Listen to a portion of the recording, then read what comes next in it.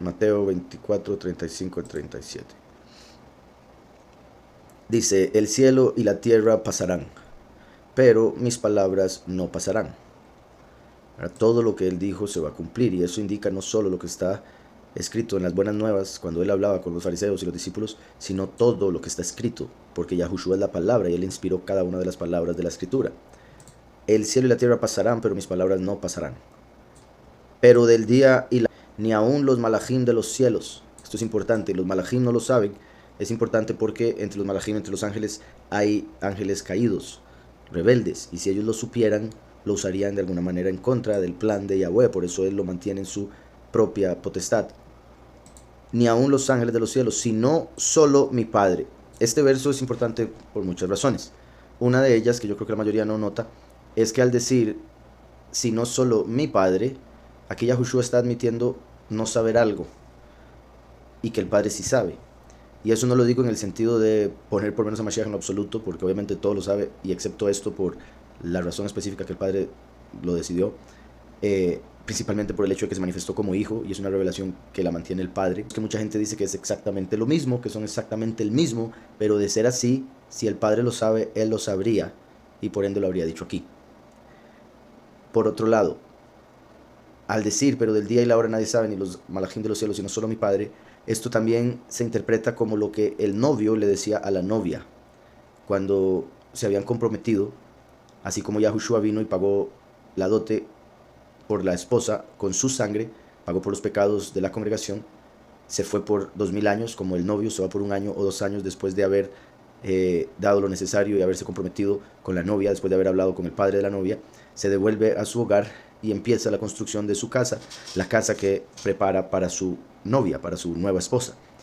Entonces, cuando el novio se va, si le preguntan los amigos, si le pregunta a la novia y cuándo va a volver, el novio comúnmente le decía, nadie sabe, solo mi padre, solo mi papá sabe cuándo vamos a poder terminar la casa, de acuerdo a los recursos que hay, de acuerdo al plan que tiene, y cuando él lo decida, él me dice y volvemos por la esposa.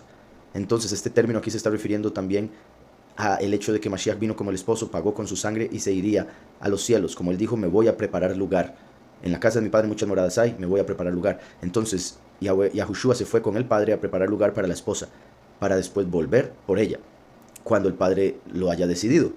Recordemos que Yahushua vino como el hijo, el último viene como padre, porque se convierte en el padre de los 144,000 al dar la doctrina verdadera, y los 144,000 escucharla de él y aceptarla, se vuelven hijos espirituales. Entonces el último viene como padre. Por eso, así como Yahushua fue representado por Yitzhak, que fue el hijo de la promesa que fue llevado a ser sacrificado, así como Yahushua, por otro lado Jacob es el que se convirtió en el padre de las 12 tribus. Entonces Yitzhak representa al primero y Jacob representa al último.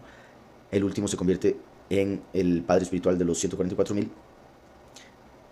Eso indica que viene como padre, y por ende en ese aspecto se podría decir que Yahweh se lo revela, puesto que le representa al Padre. Yahweh dijo a mi soberano, siéntate a mi derecha hasta que ponga a tus enemigos por estrado de tus pies. Entonces Yahweh le dijo al Hijo, siéntate a mi derecha hasta que yo, el Padre, descienda otra vez y haga caer a Satanás a la tierra, o sea, el estrado de tus pies. Entonces el que viene, el último, el profeta como Moshe, viene como Padre, la representación del Padre, el mensajero del Hijo. En este caso me refiero a lo que vemos en Apocalipsis 22, cuando Yahushua el Hijo dice, yo envío a mi mensajero para que dé testimonio de esto en las congregaciones, o sea, para que sea el testigo. Entonces, con decir eso se puede entender el que dice que la escritura no se contradice, ¿verdad? No puede quebrantarse. Entonces, lo que dice Mateo tiene que ir de acuerdo al resto de la escritura. Y la escritura dice en Amós 3:7, porque no hará nada Yahweh, el soberano, sin revelar su secreto a sus siervos, los profetas.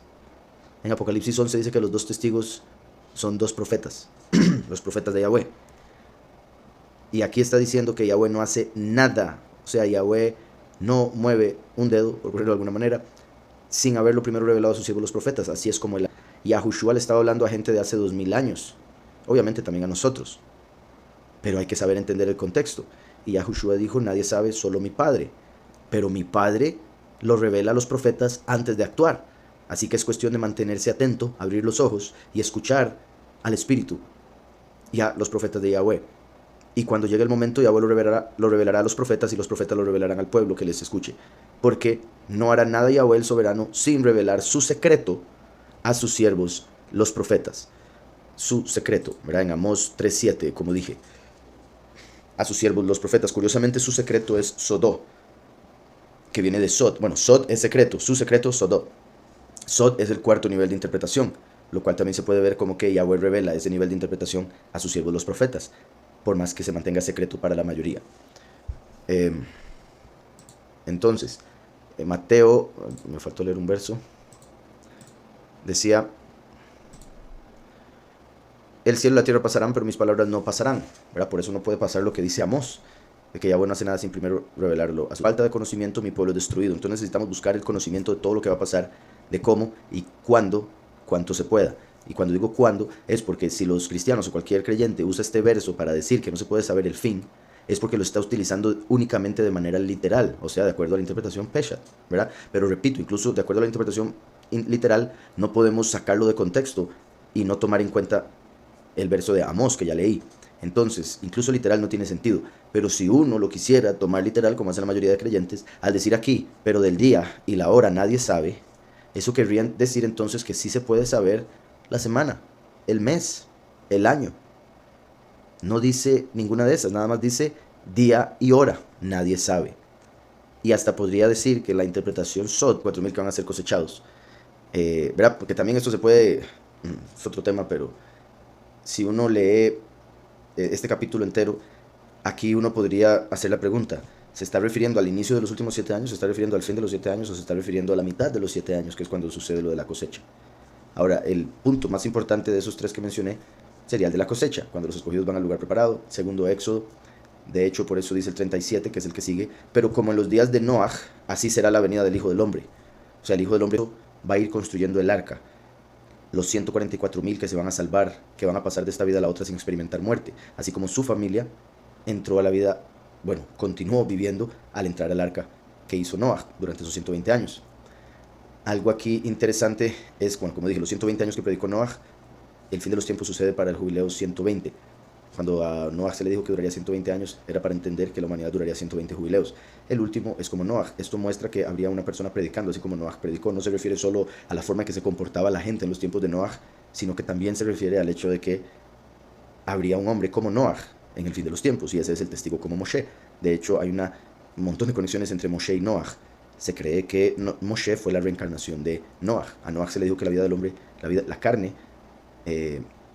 de la carne sería 120 años. Noah murió y Moshe vino al mundo y vino a decirle que destruiría toda la humanidad. Que Noah dijo, está bien, hágalo. Hizo el arca, como él sabía que se iba a salvar y su familia estaba tranquilo. Pero Moshe, cuando le dijeron, apártese para destruir a todo el pueblo, Moshe le dijo, no hagas eso, y intercedió por el pueblo. Ahí rectificó algo que Noah no había hecho. Pero otro punto es que Noah entra con su familia, que son 8 en el arca. La cosecha, la séptima trompeta, todo indica va a suceder en el día de Shemini Atzeret, que es la octava asamblea, o el día 8, después de los 7 de Sukkot. Entonces, con solo decir eso ya mucha gente diría, pero ¿cómo va a decir eso si nadie sabe el día ni la hora? Ahora bien, por un lado, recuerden que Daniel dice en error, la mayoría obviamente, porque solo uno puede ser correcto, y de diversas otras formas que cambió los tiempos. Pero el punto es que incluso si uno llega, bendito ya voy a encontrar el calendario correcto a través de la escritura, el libro de Enoch, libro de Jubileos, por ejemplo, toda la información disponible y compara con los demás calendarios para llegar a determinar cuál es lo correcto, entonces uno puede llegar a determinar cuál sería el día de Shemini Atzeret. ¿Okay? Ahora, aunque fuese en el día de Shemini Atzeret, que es el 22 del séptimo mes en el calendario verdadero, hay que entender que, como dice también Mateo, va a llegar un momento donde habrán dos en el campo, uno será tomado y el otro dejado. O sea, en el campo trabajando de día. Pero también dice, habrán dos en una cama, uno será tomado y el otro dejado. O sea, durmiendo de noche. Por ende, eso está mostrando que cuando suceda la séptima trompeta, y que, por si algo, la séptima trompeta va a suceder, ok, porque aquí ya metí en otro tema que no me voy a poner a explicar ya, pero recordemos que Yahushua, antes de decir uno será tomado y el otro dejado, él había dicho, huyan a los montes. Cuando vean a la abominación desoladora, huya el que está en Yahudá, o sea, el que es de los escogidos, huya a los montes. Porque os digo que ese mismo día habrán dos en el campo, uno será tomado, el otro dejado, etc. Okay, entonces, los verdaderos huyen. Y en esa huida, después de 7 días, que es Sukkot, es cuando llega Shemini Atzeret, que es cuando sucede la cosecha. Entonces, cuando suceda la cosecha va a ser en un abrir y cerrar de ojos, en un momento. Pero como sabemos hoy en día, depende de donde uno esté en el mundo, la hora que es e incluso el día. Porque, por ejemplo, en el calendario verdadero, el día empieza a las 6 de la mañana, a cómo se llaman las horas hoy en día. Las 6 de la mañana en realidad es la hora cero. Entonces, por ejemplo, aquí son las 12, no, ahorita son las 12 de medianoche, 12 y 11, que en el calendario gregoriano ya es el cambio de día, ¿verdad? Por si algo. Entonces esto lo puedo explicar con el horario correcto o con el calendario gregoriano. Pero en general, espero nadie se confunda, mi punto es, si la cosecha sucediera en este momento, en este instante, en un abrir y cerrar de ojos, aquí, según el calendario gregoriano, un momento, ¿verdad? Según el calendario gregoriano aquí sería 28 de septiembre, pero en un área de la Tierra, con una zona horaria anterior a la que me encuentro, seguiría siendo 27. Con solo eso, ese mismo instante fue en un día diferente. Por ende, nadie sabe el día y la hora instantáneo en el mundo entero sucederá en diferentes días, en diferentes horas. Porque en Israel son 9 horas más tarde.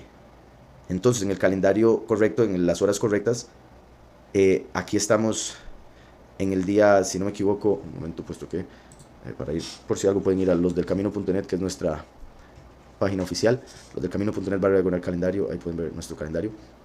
Y en el caso de hoy, un segundo, está abriéndose.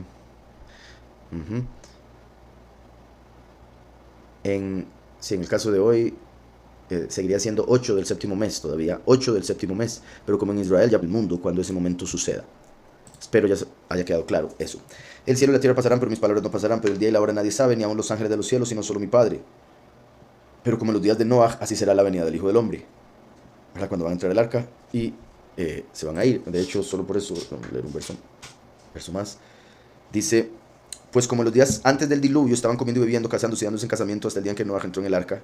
Qué curioso, casándose y dándose en casamiento, porque por ponerse la marca de la bestia va a ser como casarse con la bestia, va a ser hacer un pacto y volverse parte de la bestia. Así como las bodas del Cordero va a ser unirse con Mashiach.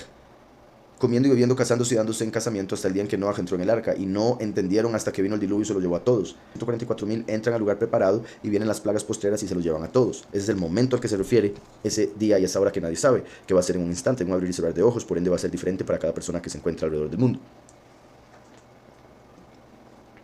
Continúo. Vamos a ver. Otra pregunta. Dice, un momento, bastantes preguntas aquí. Yo voy a responder una más de aquí, voy con otras y después vuelvo porque hay una lista acá. Dice Marcos 13, 32, 33, pero de aquel día y de la hora nadie sabe, ni aun los ángeles que están en el cielo, ni el Hijo, sino el Padre. Mirad, velad y orad, porque no sabéis cuándo será el tiempo. Repito, en contexto le está hablando los de hace 2000 años. Tenían que velar y orar y mantenerse apartados, porque si les decían 2000 años iban a desviar y se perderían. Y en el caso incluso de nosotros en este tiempo debemos velar, orar, y Yahweh, como no hace nada sin revelar solo a sus siervos los profetas, lo revelaría a su tiempo. Y si se está velando, entonces se darían cuenta. Los que estaban velando tenían aceite para las lámparas y pudieron ver la venida de Mashiach y pudieron entrar con él. Entonces le reconocieron, por ende llegaron a saber el tiempo adecuado por estar atentas, velando y orando, como dice aquí.